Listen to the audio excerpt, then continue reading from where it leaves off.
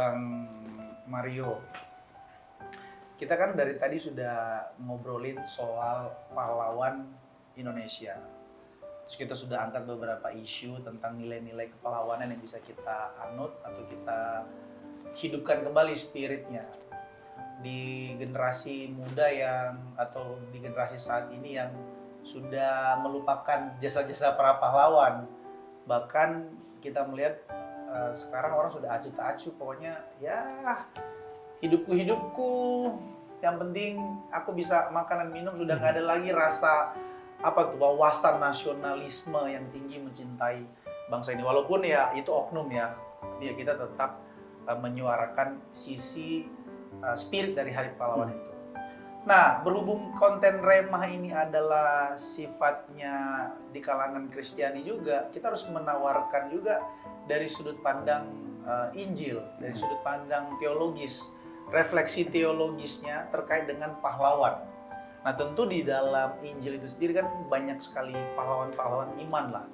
Kalau kita baca di Ibrani pasal 11 itu kan bicara tentang tokoh-tokoh iman, ya. Pahlawan-pahlawan iman gitu. Ya. Bahkan kalau kita lihat di beberapa teks, barang siapa menang. Tadi soal keberanian, pengorbanan. Nah, siapa contoh yang paling ya tentu banyaklah contoh pahlawan iman di dalam Alkitab ya. Tapi coba kita kasih refleksi teologis yang implikasi atau implikatif dan aplikatif untuk bangsa dan negara kita sebagai sumbangsi kita dari sudut pandang kekristenan. Dari Bang Mario atau dari Bang Ocon dulu? Mario lah kayaknya. Iya, kalau solid udah siap ya kayaknya. Iya, dari tadi. Bibirnya sudah bergetar. Udah gatal memang. Iya, boleh. Kalau aku melihat jelas ya Tuhan Yesus lah. Wow. Ya kita nggak bisa tutup mata dan justru harus membuka mata dan buka hati. Melihat keberanian dan pengorbanan Tuhan Yesus. Keberaniannya dari sisi apa? Ya keberaniannya untuk menjadi jalan keselamatan itu. Dengan cara apa? Mengorbankan dirinya di atas kayu salib. Sehingga dengan jalan demikian, keselamatan bisa dilaksanakan. Diperdamaikanlah manusia berdosa dengan Allah yang Maha Kudus itu. Sehingga kalau kita semua bisa hidup sampai hari ini, itu berkat keberanian dan pengorbanan Tuhan Yesus. Wow. Kalau aku itu lihatnya dari sisi itu. Pesona kali ya bahasa itu ya. Wow-nya itu. Wow-nya itu ya. Wow. Kalau kita bersyukur punya pahlawan yang begitu luar biasa, itu Tuhan kita Yesus Kristus itu pahlawan sejati lah bisa kita bilang. Gitu. Ya. Bahwa dia tadi mengorbankan hidupnya, dengan berani dia meninggalkan tahtanya. Dia yang begitu mulia, rela menjadi hina supaya kita yang hina menjadi mulia gitu, ya. Gitu kan. Kita ambil dulu statementnya dia ya kan. So, dia yang kaya kata Alkitab, rela menjadi miskin supaya kita yang miskin ini bisa menjadi kaya. Nah, ini salah tafsir lagi nanti orang-orang gitu pengertiannya. Dari sisi Injil sendiri, pahlawan kita adalah Tuhan Yesus Kristus. Adakah sesuatu yang konkret dalam kehidupan Tuhan Yesus yang dia lakukan bisa menjadi contoh gitu untuk kita aplikasikan di dalam kehidupan ini, benar? Udah pasti banyak lah, tapi sebelum kita terlalu jauh, Yesus itu harus kita kategorikan khusus gitu loh, kasuistik gitu loh. Siap. Yesus itu adalah pahlawan dari para pahlawan. Pahlawan dari para pahlawan. Ya. Wah. Jadi pahlawannya pahlawan deh. Iya. Karena gini, yang kan para pahlawan itu identik dengan perjuangan. Ya. Yang diperjuangkan oleh Tuhan kita Yesus itu sesuatu yang sama sekali berbeda dengan sesuatu yang diperjuangkan oleh pahlawan-pahlawan yang lainnya. Oh iya, ini bagus nih, ini bagus. Ya. Okay. Nah, bagi mesti kita, ya? Iya, hal yang diperjuangkan oleh Tuhan Yesus bukan hal yang hanya dikecap oleh satu kelompok, satu organisasi, satu bangsa, tapi semua orang, semua bangsa, semua suku. Yohanes 3:16. Ya. Bahkan agama juga ya? Ya, semua suku, semua agama. Sesuatu yang diperuntukkan untuk semua orang. Semua orang. Jadi dengan harapan semua orang datang kepada Dia yang telah menyelamatkan umat manusia, yang telah mengorbankan dirinya demi keselamatan setiap kita. Jadi bagi kita, Tuhan kita Yesus Kristus bukan hanya sosok yang dikagumi saja harusnya, tetapi dipercayai sebagai pribadi yang bisa menyelamatkan kita. Nah, itu keunikan dari Tuhan kita Yesus Kristus, sehingga kita menyimpulkan dia bukan hanya sekedar pahlawan, tapi pahlawan dari para pahlawan. Memang tangannya harus begini. Harus gitu. Jadi memang bisa diingat itu loh. Iya, iya. Ya kan, jadi ini bukan lagi main sirkus banteng nih kan. Iya. Soalnya memang agak beda dari tadi jelasinnya slow, tapi biar pahlawan dari semua Betul, pahlawan. tangannya itulah ini memang. Karena kalau kita bicara ngomong Tuhan Yesus harus semangatnya menyala-nyala. Menyala-nyala, seperti pahlawan. Menyala bangku. Ya. Ini bukan hanya menyala, meledak. Meledak. Ya, nah, itu kan dari sisi transenden apa ya? Maksudnya yang sifatnya filosofis lah itu, pahlawan dari semua pahlawan. Dan kita harus membedakan juga ada istilahnya perbedaan yang signifikan Antara Tuhan Yesus perjuangannya Tuhan Yesus dengan pahlawan yang dengan lainnya. pahlawan yang ada di bangsa negara. Nah, kita buat konkretnya, brother. Ya, kalau kita Salah satu ajaran atau teladan Oke. Tuhan Yesus yang bisa kita ambil sebagai pahlawan dari pahlawan itu dalam kehidupan dia dulu 2000 tahun yang lalu itu, apa yang bisa kita implikasikan ke bangsa dan negara kita ini? ya, seorang pahlawan bagi saya adalah seorang yang memberikan hidupnya kan. Memberikan hidupnya bagi orang banyak. Ya, artinya gini, dia tidak egois, tidak mementingkan dirinya. Ya, ya. Itu spirit utama dari seorang pahlawan. Dan itu yang ditunjukkan oleh para pahlawan kita kan. Kalau mereka mementingkan diri mereka, nggak mementingkan nasib bangsa kita, ya, nggak ada kita hari ini, nggak ada bangsa kita hari ini. Kita masih dijajah sama Iya. ya, Jadi, orang Belanda, orang buang Jepang. jauh-jauh pikiran egois, buang jauh-jauh pikiran yang hanya memikirkan kepentingan kelompok, golongan atau ras atau partai kita doang. Enggak. Udah saatnya kita berpikir secara global gitu loh. Bagaimana Persatuan bangsa Indonesia ya. iya, bagaimana kita hadir sebagai orang-orang, kelompok-kelompok, ya kan, ras-ras atau agama-agama yang ada untuk kemajuan bersama. Kemajuan bersama. Kemajuan bersama. Jadi harus bersama-sama, spirit kebersamaan atau togetherness itu harus dimiliki oleh setiap kita. Mantap. Ha-ha. Oh, kalau dari sisi aku tuh melihat justru dalam kehidupan Tuhan Yesus ya, 2000 tahun lalu tuh dalam di Injil Lukas, Yesus tuh berpihak kepada orang-orang yang dimarginalkan.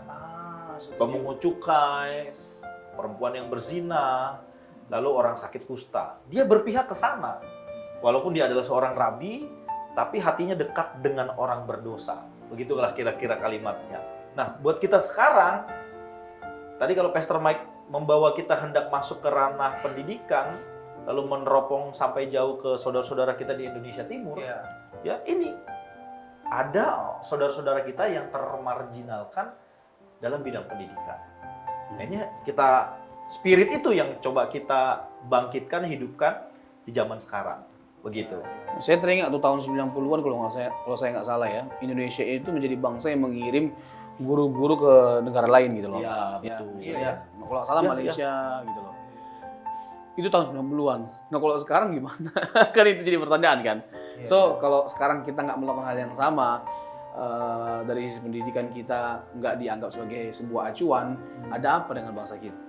Kan ya apa ya, kita harus melihat bukan hanya kelebihan dari bangsa kita. Bangsa yang maju itu bukan hanya bangsa yang hanya Bisa euforia dengan kelebihannya, ya kan, dengan ya kelebihannya, tapi juga melihat apa yang menjadi kekurangannya, kelemahannya, lalu membenahinya, Ya, gitu loh. Misalnya pembenahan ya. iya, ya kan, misalnya begini, dari sisi tadi pendidikan, ya utuslah, ya kan, siswa-siswi atau mahasiswa kita ke luar negeri yang memang misalnya negara A gitu loh, yang memang negara itu sangat luar biasa majunya dari sisi pendidikan.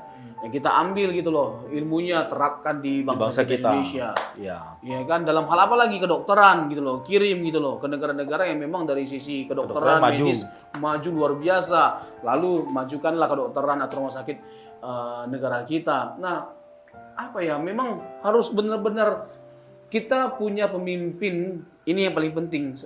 Punya pemimpin yang benar-benar memikirkan nasib bangsa kita. Ya kan, jangan memikirkan nasib partainya saja, memikirkan nasib sekelompok orang, apalagi keluarganya. Tapi semuanya. Ya. Aku mengutip apa yang Tuhan Yesus sampaikan, menambahkan apa yang tadi Brother sampaikan, bahwa kita jangan mementingkan kepentingan kita sendiri gitu. Nah, Tuhan Yesus dalam Yohanes pasal 15 ayat 13 dia kata gini, Yesus berkata, tidak ada kasih yang lebih besar daripada kasih seorang yang memberikan nyawanya untuk sahabat-sahabatnya. Jadi untuk konteks kita orang Indonesia ya, kita itu kebanyakan sekarang karena itu ya, kita udah bahas di episode sebelumnya atau Sumpah Pemuda di tadi Sumpah ya. Pemuda ya, di waktu kemarin-kemarin itu ada banyak orang acu tak acu gitu dengan dirinya sendiri, atau generasi muda itu jadi lebih mementingkan dirinya sendiri dibandingkan memberikan kontribusi untuk sesama, menolong sesamanya, berbagi untuk sesamanya. Kita itu dihajar oleh digitalisasi. Yang lebih banyak di blow up itu justru malah yang ini, brother. Joget-joget di TikTok. Apa namanya, konten-konten yang Konten unfaedah, iya, yang justru nggak berfaedah, FWP-nya tinggi. Iya, Kan begitu ya? FYP. Apa? FYP-nya. Oh salah aku ya. Penontonnya. Penontonnya itu maksudku. Kok NPWP? Salah aku ya. Jadi Ya itu loh. kalau- Unfaedah padahal. Kalau kita soroti lebih jauh, kenapa ya kita itu tidak, khususnya orang Kristen ya, Ya. kan kita ada istilahnya iman tanpa perbuatan adalah Hakikatnya mati ya. kan. Kadang-kadang kita ini hanya terkungkung di dalam gereja, oh haleluya puji Tuhan, glory hosana, seolah-olah rohani, tapi kita minus dengan perbuatan. Kayaknya Ya. iman kita tuh, tadi bertuhannya luar biasa, tapi sebenarnya dalam keseharian, spiritualitas kesehariannya tidak menunjukkan ini loh, jadi berkat Ya. buat sesama. Ini semacam autokritik juga untuk kita. Ya kalau menurut aku sih ya, orang Kristen sendiri jangan sampai kita juga mabuk agama. Sibuk di dalam gedung gereja, Iya. ya kan? Tapi abai gitu dengan lingkungan sekitar, Ya. dengan kehidupan berbangsa. Ayo sumbangsihnya apa? Jangan mempermalukan nama Tuhan. Setuju. Kadang-kadang kita kalau di gereja ini kan jadi udahlah kita nggak usah ngurusin politik deh. Itu Seolah-olah politik itu kotor. kotor atau- gitu, nggak kudus. Kita nggak usah. Kalau di gereja kudus sekali. Iya, makanya. Jadi dalam hal wawasan Kebangsaan. nasionalisme pun kita abai gitu loh. Iya. Jadi semacam autokritik lah buat kita. Closing statement mungkin kali ya untuk Hari Pahlawan ini, brother, ada insight dari brother terkait dengan Hari Pahlawan ini untuk pemirsa yang ada di rumah, sekaligus untuk umat Kristen, untuk orang percaya di seluruh dunia ini, dan juga untuk bangsa dan negara kita, brother, soal Hari Pahlawan ini, boleh? Ya, pertama kita harus bangga jadi Indonesia. Amin. Aku Indonesia, aku bangga. Negara Indonesia, aku Indonesia. Terus kita harus bangga dengan para pahlawan kita. Kita harus mengingat jasa-jasa para pahlawan kita, karena tanpa mereka kita nggak ada hari ini. Nggak ada hari ini, ya. Bangsa kita itu bukan jadi bangsa yang diakui oleh dunia kalau tanpa jasa mereka. Yang ketiga, nggak kalah penting adalah kita bukan hanya sekedar menghayati jasa-jasa mereka, tapi kita meneruskan spirit perjuangan mereka. Karena tidak berhenti, perjuangan mereka tidak berhenti, kita yang harus lanjutkan. Karena bangsa kita bukan hanya berhenti sebagai bangsa yang diakui, tapi bagaimana kita jadi bangsa yang maju, bangsa yang kuat, bangsa yang hebat, bangsa yang dalam semua hal kita harmonis ya. Ada kesatuan, ada persatuan, dan saling menguatkan satu sama lain. Nah, itu dia. Kalau dari aku itu tadi, keadilan sosial bagi seluruh rakyat Indonesia tadi. Wow. Spirit pahlawan itu membangkitkan semangat persatuan. Nah, keadilan sosial itu harus nyata. Berarti bukan hanya di Jakarta saja, bukan hanya di tempat-tempat tertentu, budaya tertentu, tapi sampai dari Sabang sampai Merauke, dari Miangas sampai Pulau Rote itu loh. Jadi kita merdeka dan juga kita merata pembangunan, kesejahteraan merata, keadilan sosial bagi seluruh rakyat Indonesia. Mantap. Jadi selamat Hari Pahlawan pada hari ini. Kami dari program Rema, saya dengan Pastor Mike. Saya Mario Hutagalung. Yes, ini dengan Robson Samosir. Yes, kami mengucapkan selamat Hari Pahlawan. Mari kita maju bersama, bergandengan tangan, bersatu. Kita bangsa yang kuat, menjadi bangsa yang maju, menjadi bangsa yang hebat. Kemudian kita doakan bersama, brother, supaya nilai-nilai pengorbanan pahlawan kita dan juga nilai pengorbanan Tuhan kita Yesus Kristus Terus diwariskan. bisa kita legasikan, Legacy Kak. bisa kita lanjutkan, bisa kita implementasikan untuk generasi-generasi selanjutnya. Ya. Tuhan Yesus memberkati, kami pamit undur diri. Sampai jumpa di program Rema selanjutnya. Mantap.